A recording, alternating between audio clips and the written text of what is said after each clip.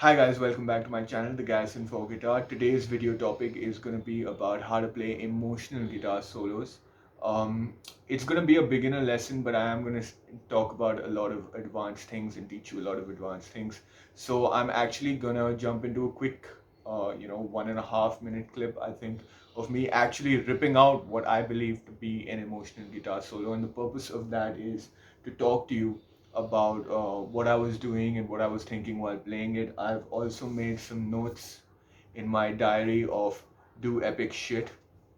So I'm glad to share it with you. And let's get right into that solo so that we can talk about it quicker. I'll see you in a sec.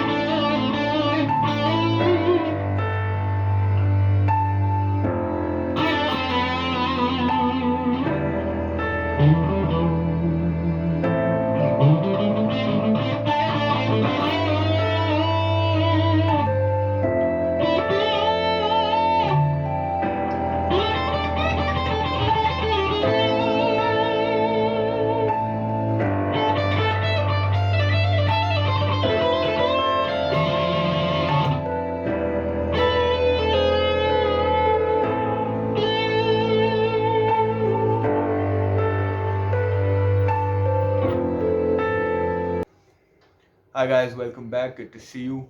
As mentioned before, I'm gonna be reading my video prompts off of this Do Epic Shit notebook of mine. I really love it. There's a lot of notes about the guitar and stuff that I filled in here.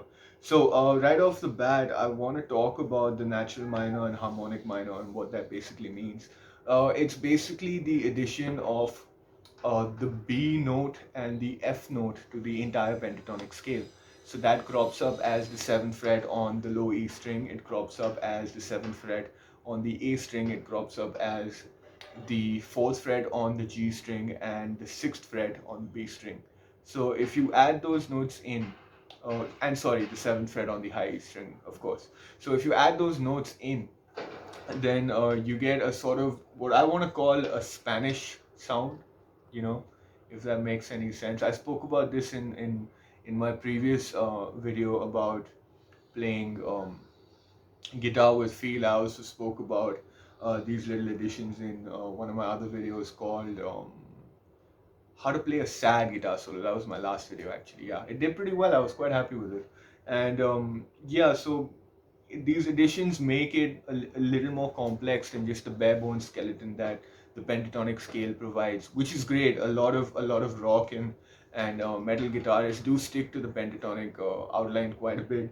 But I think by adding these notes that we just spoke about, the B and the F to the A minor pentatonic, um, especially in that standard position, it does make your sound a lot more versatile. Then once I started off that guitar solo, I did introduce that by straight away playing an A to B and an A to C, and I also bended up on the 15th fret, which is a D note, and I did like a quick hammer-on pull-off legato, walk down to the 14th fret on the G string, which is an A note, and the hammer-ons and the pull-offs happened on the 12th and 13th fret of the B string, which are B and C notes. So I'm right away, I'm setting that tone in the guitar solo that these are some of the notes that aren't technically a part of the pentatonic, but these are some of the sequences that are going to repeat itself. And the listener, whether they're a musician or not, I think the listener doesn't even know that that's what they're looking out for. And similarly, there are parts where I add the F note, and I particularly pair them up with the D note and the E note. So it's always going to be around those three notes. So it could be a hammer on of the fifth fret on the B string to the 6th fret, and then I pull off and I go to the 7th fret of the G string, which is a D note. Or it could be up the neck closer to the 12th fret, where the 10th fret on the high E string is a D note, and the 12th and 13th on the high E string are E and F. So I will do a back and forth, legato sequence where I am playing one or two notes and then I'm just pulling off the 13th, 12th, and 10th note, and I repeat that on the B string as well on the same frets, because those notes are ABC. So the C and sorry the B and the F additions are actually very close to each other on those two strings. So I utilize that as a part where I can maybe play a little faster, and I think it sounds um, emotional because so when someone is emotional, they're not no one's going to say one sentence to you calmly in the same tone and have no voice modulation changes. They if they're emotional, probably going to have a lot of expressions, and you never emotional people, especially when they are emotional, I mean, there's an element of unpredictability to it. So I feel like that section of the guitar solo that I'm talking about caters to that unpredictability. Then building off this bit, the unpredictability bit is speed changes. So if you notice, a lot of what I was doing there were long, slow notes with a lot of dirty bends and very precise um, resolutions into the A note, right? But the speed changes are also something representative of unpredictability. Now, this is where I'm speaking to you both as a guitarist and a person, because like guitarists are people, and the more you think about playing the guitar as a person as well, the easier it's going to be for you. And one thing that I missed out is I play a little game in guitar solos when I'm playing. I tend to, if I know I'm playing in A minor pentatonic, I avoid the root notes for a while. So I avoid all the A notes. And this happened in the guitar solo when I was switching between um, basically the B string and the G string, and I skipped the D string because I know the 7th fret on the D string is an A note, and I started a new run which was from the 7th fret of the A string, which was an E note.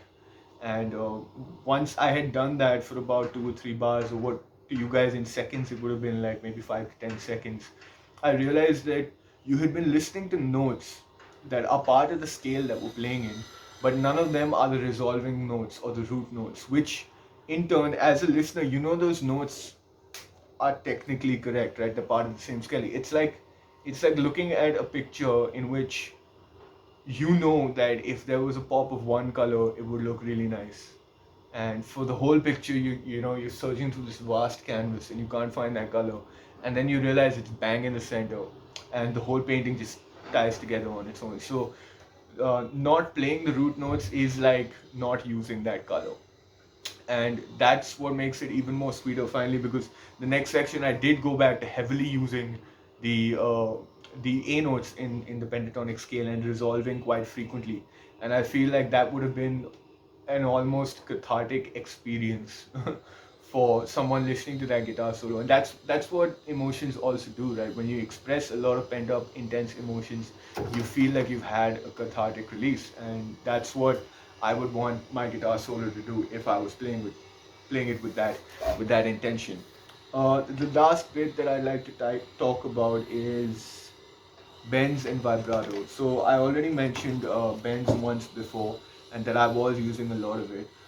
But especially when you have a backing track or your band members are playing something that's kind of soft, it doesn't have a drum beat constantly going. It's not very rhythmic, and it's just a lot of soft notes of the piano, or maybe there's an acoustic guitarist who's giving you a nice accompanying soundtrack. You want to really really emphasize each of the things you're doing as lead guitarist, because you there's nowhere to hide. You can't hide behind cymbal crashes, you can't hide behind big rolling drum fills, you can't hide behind the distortion of your rhythm guitar, because it's just not there.